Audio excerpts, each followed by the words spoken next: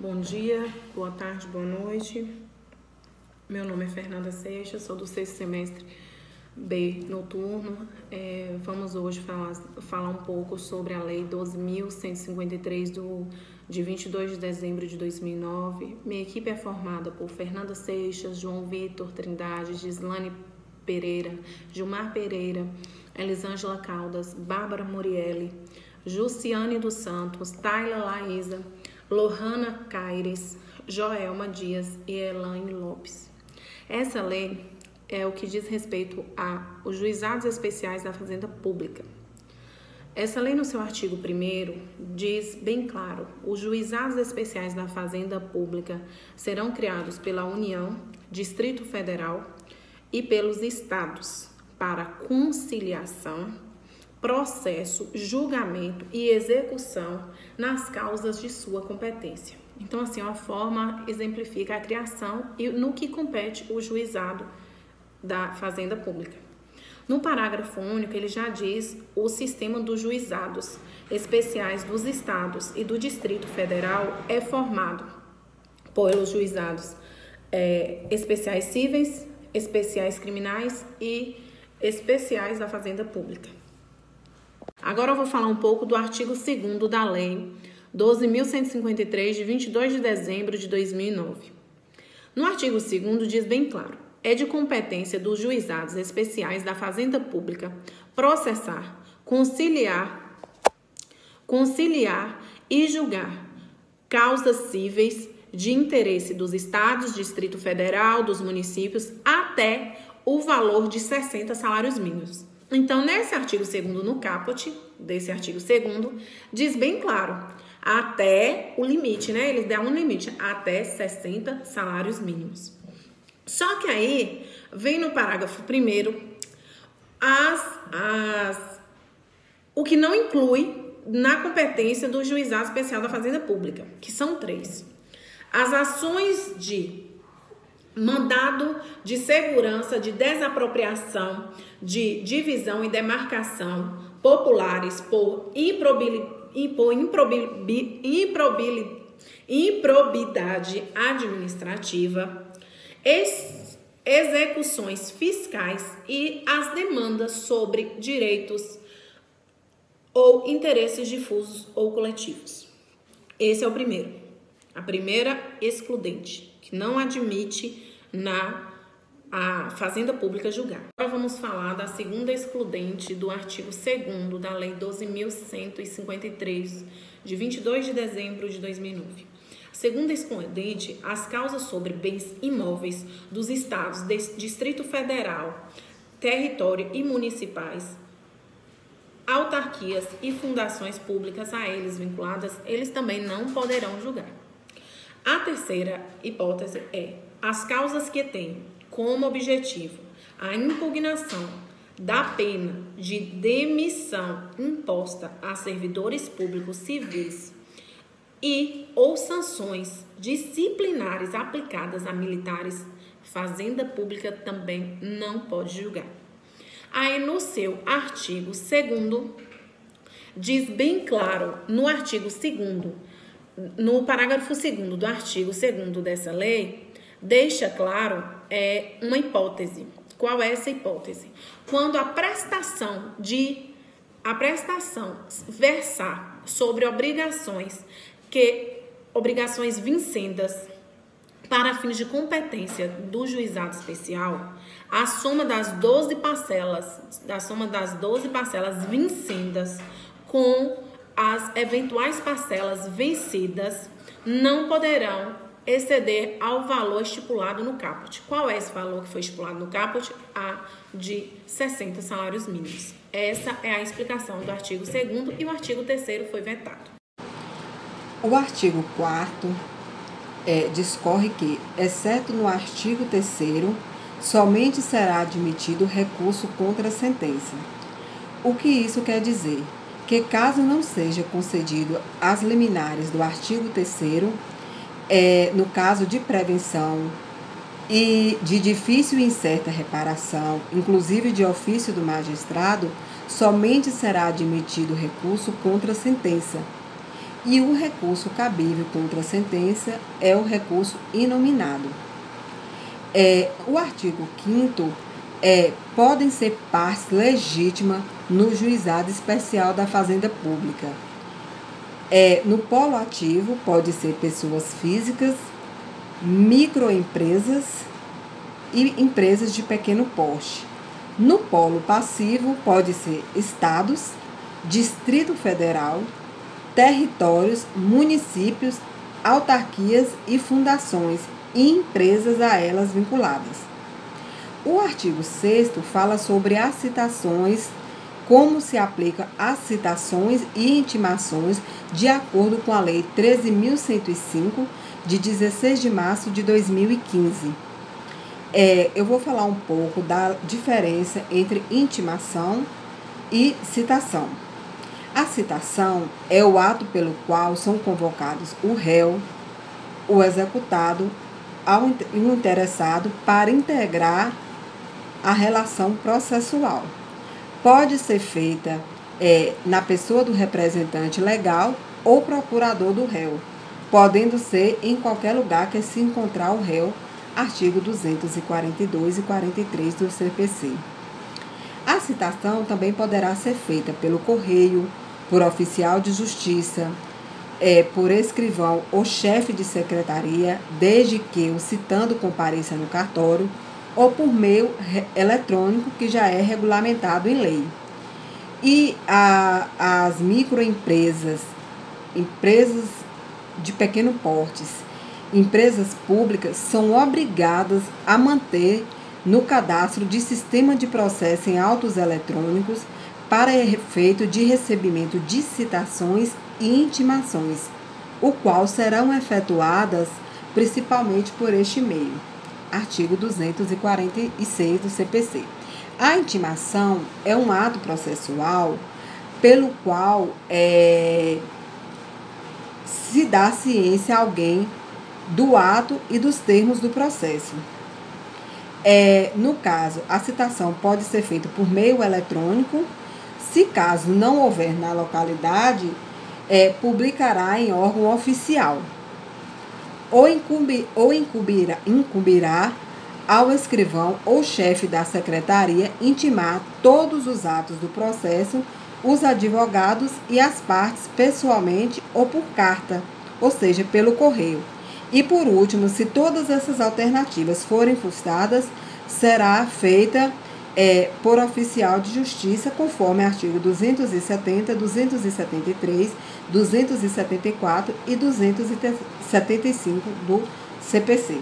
No artigo 7º, para implementar o valor jurídico da celeridade, o legislador optou por observar o aspecto mais importante, que é o tempo, estabelecendo assim que no sistema do juizado especial público, os entes públicos não se beneficiam do prazo em dobro, diferente dos processos regidos pelo Código Civil de 2015, que os entes públicos se beneficiariam do prazo em dobro para a prática de qualquer ato no processo. No artigo 8º, impõe-se uma ressalva em relação à desistência da ação, porque, de uma vez que o ente público ele não pode ser o autor da ação, ele também, obviamente, não poderia desistir da ação, a não ser que seja pela forma do pedido formulado contraposto, que está expresso no artigo 31 da Lei 9.099 de 1995.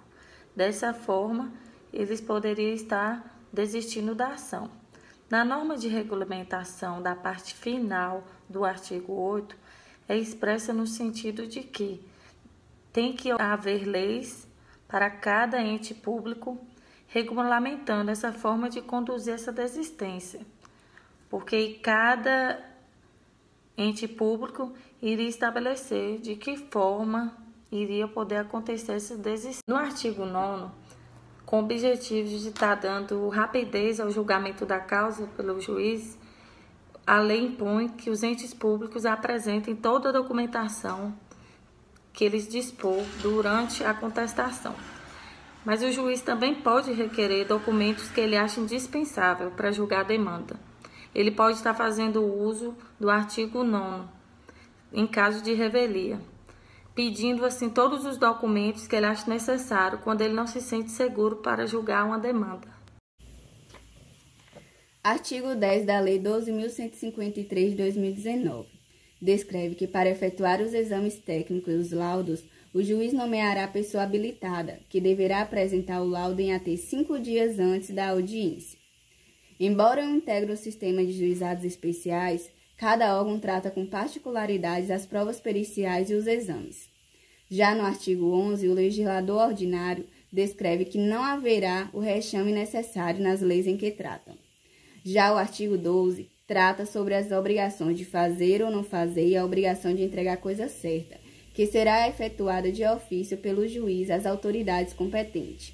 O artigo 13 trata da obrigação de pagar a quantia certa. Após o trânsito julgado da decisão, o pagamento será efetuado no prazo de 60 dias a contar com a entrega da requisição do juiz à autoridade citada para a causa, independente de precatório, na hipótese do inciso 3º do artigo 100 da Constituição Federal. Veja bem, estabelece o prazo de 60 dias para RPV de valores menores, isso em cumprimento de sentença para a Fazenda Pública, com prazo máximo de 60 dias a entrega da requisição de pequeno valor do juiz à autoridade. Por quê? Porque mediante o precatório, o que está no inciso 2º, caso o montante exceda o valor de RPV, a gente vai ter que lembrar que vai ser através de precatório expedida pelo juiz para cobrar o ente público. Quando a gente trata do inciso 1º, percebe-se que a coisa é mais fácil, mais rápida, estabelecida no parágrafo 3 do artigo C, contra a União até 60 salário mínimo, contra o Estado 40 salários mínimos e contra os municípios 30 salários mínimos. Ainda no artigo 13 e do inciso 1º, diz que desatendida a requisição judicial, o juiz imediatamente determinará o sequestro numerário suficiente ao cumprimento da decisão. Então seria a audiência da Fazenda Pública, ou seja, o bloqueio, esse sequestro seria o bloqueio numerário, o bloqueio do valor. No inciso 2º, diz que a obrigação definida de pequeno valor a serem pagas, independente de precatório, terão como limite o que foi estabelecido na lei do respectivo ente da federação. No inciso 3º, até que dê a publicação das leis que tratam do inciso 2º, os valores serão de 40 salários mínimos para estados e distritos federal e 30 salários mínimos para município. No quarto, são vedadas o fracionamento, a repartição e a quebra de valores de execução, de modo que o pagamento se faça por parte na forma estabelecida no inciso 1º do caput e, em parte, mediante a precatório, bem como a expedição de precatórios complementar e suplementar do valor pago. O inciso 5º, se o valor da execução ultrapassa o estabelecido pagamento, independente do precatório, o pagamento fará-se sempre por meio de precatório, sendo facultativo à parte exequente a renúncia do crédito excedente do valor para que possa optar pelo pagamento sem o precatório. Caso contrário, o pagamento sempre será feito por meio do precatório. Isso trata sobre o saque do valor depositado, que poderá ser feito pela parte autora pessoalmente em qualquer agência do banco depositário, porque independente do alvará pode ser feito. Por quê? Porque se trata da celeridade juizada especial. O inciso 7º diz que o saque por parte de procurador somente poderá ser feito nas agências do destinatário do depósito mediante a procuração específica, ou por por firma reconhecida, na qual conste o valor original depositado e a sua procedência. Ou seja, isso são poderes específicos que é dado ao advogado. O 14 diz que juizados especial da Fazenda Pública serão instalados pelos Tribunais de Justiça do Estado e Distritos Federal.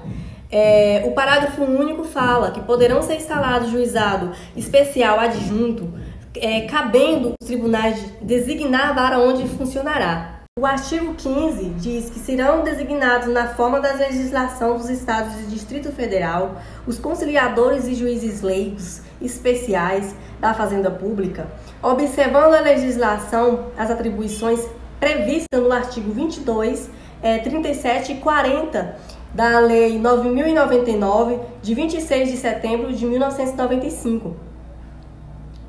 O inciso 1º diz que os conciliadores e juízes leigos são auxiliares da justiça, recrutados os primeiros, preferencialmente os bacharéis em direitos, e em segundo, entre os advogados com mais de 2 anos de experiência. Veja só, o juizado especial civil, existe uma regrinha que esse prazo de experiência muda. Os juízes leigos, ele além de ser advogado, tem que ter 5 anos de experiência, no mínimo. Já essa experiência aqui, nesse exemplo, cai para 2 anos de experiência. O inciso 2º, os juízes leigos ficarão impedidos de exercer a sua função como advogado em todos os juizados especiais da Fazenda Pública instalados em território enquanto no desempenho da sua função. O artigo 16 da Lei 12.153 cita a respeito da condução de audiência de conciliação nos juizados especiais da Fazenda Pública. Basicamente, o juiz ele pode designar uma audiência de conciliação na qual ela é conduzida pelo conciliador com o intuito de ouvir as partes e também as testemunhas com a finalidade de obter algum acordo. É claro que esse procedimento ele é supervisionado pelo juiz. E caso não ocorra nenhum acordo, o juiz ele pode retomar a ação do processo e, a partir daí, ele pode proferir uma sentença.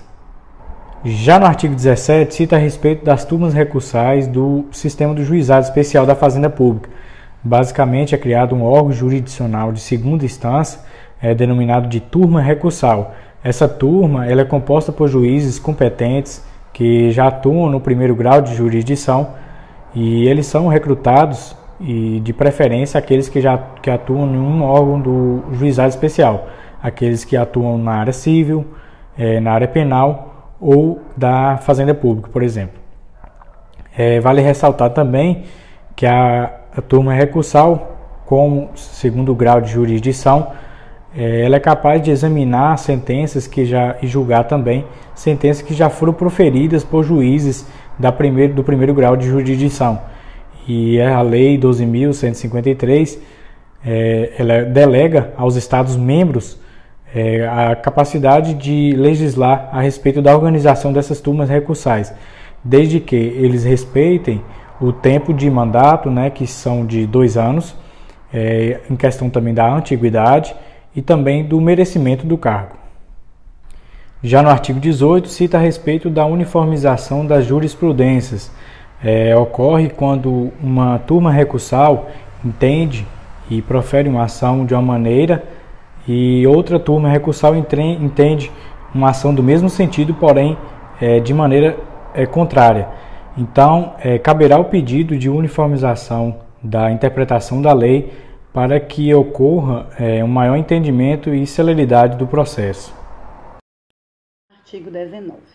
Prevê a possibilidade de um relator, ministro do STJ, conceder medida liminar para suspender a eficácia do julgamento das turmas de uniformização, quando, em consignação sumária, identificar a presença da plausibilidade do direito e de uma situação de risco atual e concreto. Não explicita a lei se há necessidade da parte interessada ter pleiteado a concessão da medida liminar, ou se ela pode ser concedida de ofício pelo relator do STJ. Isso no exercício do poder de cautela. Como se trata de um incidente que busca salvaguardar e tornar eficaz a súmula de um tribunal superior, há que se entender que a exceção justifica-se, ou seja, o relator poderá conceder a medida liminar, ainda que a parte interessada não a tenha requerido. Artigo 20. A Constituição Federal de 1988, em seus artigos 102, inciso 1º, e em seu artigo 105, inciso 1º, a linha F, fixam a competência originária do STF e do STJ para processarem e julgarem reclamação para a preservação da competência desses tribunais superiores e para garantir a prevalência de sua decisão.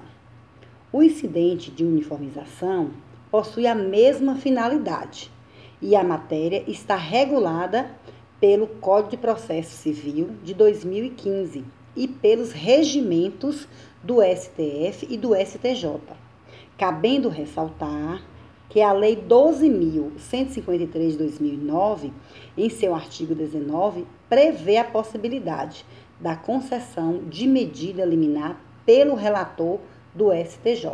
Artigo 21.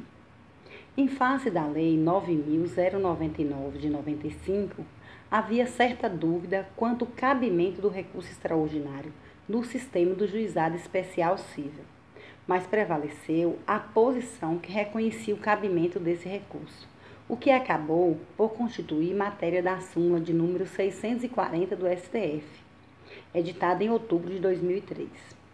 Para evitar que, no sistema de Juizado Especial de Fazenda Pública, a mesma dúvida pudesse instalar-se, o legislador expressamente prevê o cabimento do recurso extraordinário, cujo processamento deve seguir as regras da Constituição Federal de 1988, as do CPC de 2015 e os regimentos internos do STF.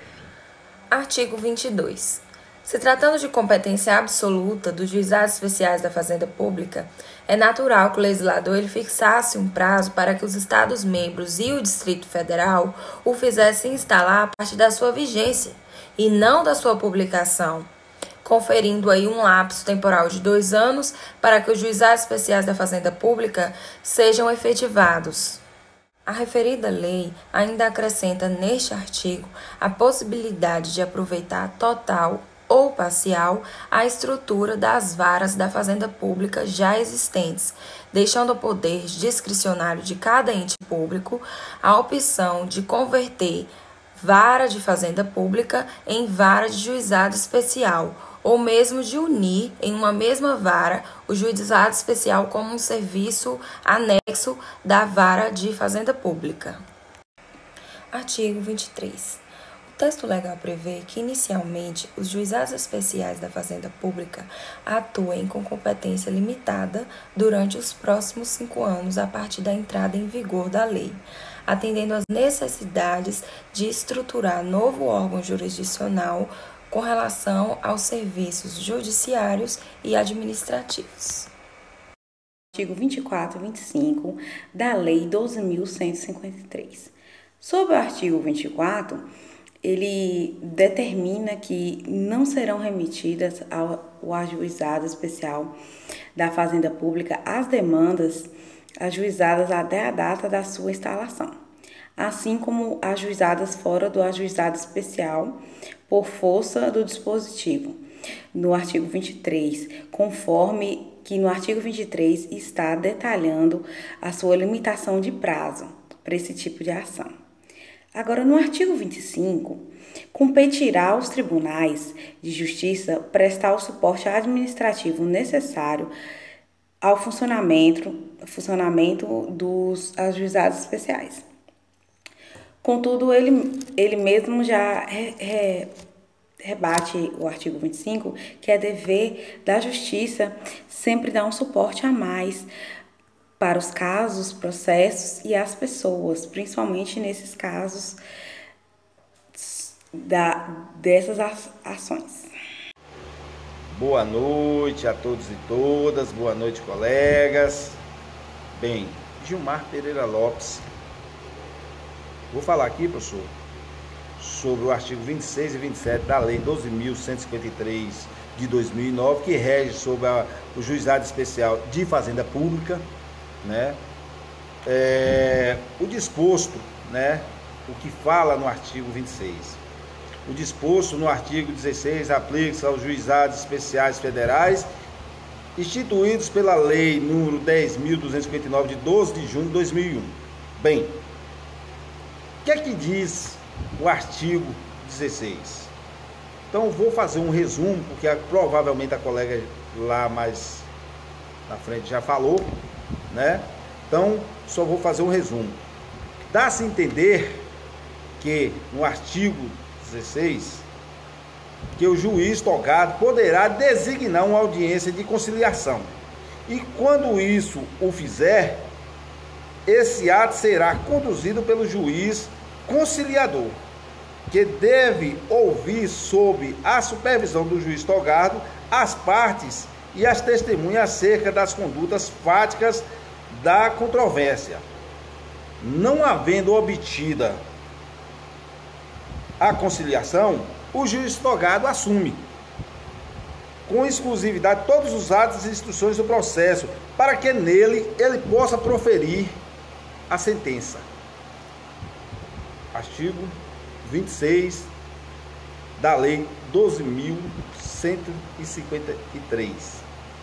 O artigo 27, ele rege que aplica-se subsidiariamente o disposto na Lei 5.869, de 11 de janeiro de 73, o Código de Processo Civil. Lei também 9.099, de 26 de setembro de 95, e a Lei 10.259, de 12 de julho de 2001. Bem, assim, professor, optou o legislador a regular, no mínimo necessário, as disposições do procedimento que se aplica ao sistema processual do Juizado Especial da Fazenda Pública, prevendo que, na ausência da regulação, o juiz as vá encontrar no Código de Processo Civil e nas regras e nos princípios que integram o sistema geral dos juizados especiais da Lei 9.099, e ainda naquelas regras do Juizado Especial Federal. A ordem de preferência estabelecida pelo legislador deve ser rigorosamente observada pelo juiz, o que determina que, na ausência da norma expressa na Lei 12.153, o juiz deverá se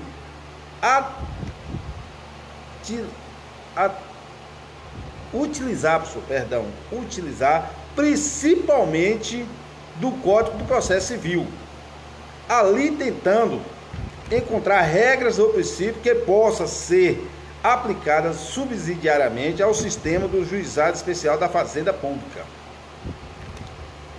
Não o encontrando, buscará então na Lei 9.099 e posteriormente na Lei 10.259 regras ou princípios que possam aplicar, constituindo o Código de Processo Civil o conjunto de leis que formam o nosso sistema geral de processo civil, natural que aplique subsidiariamente, inicia-se por esse código, né?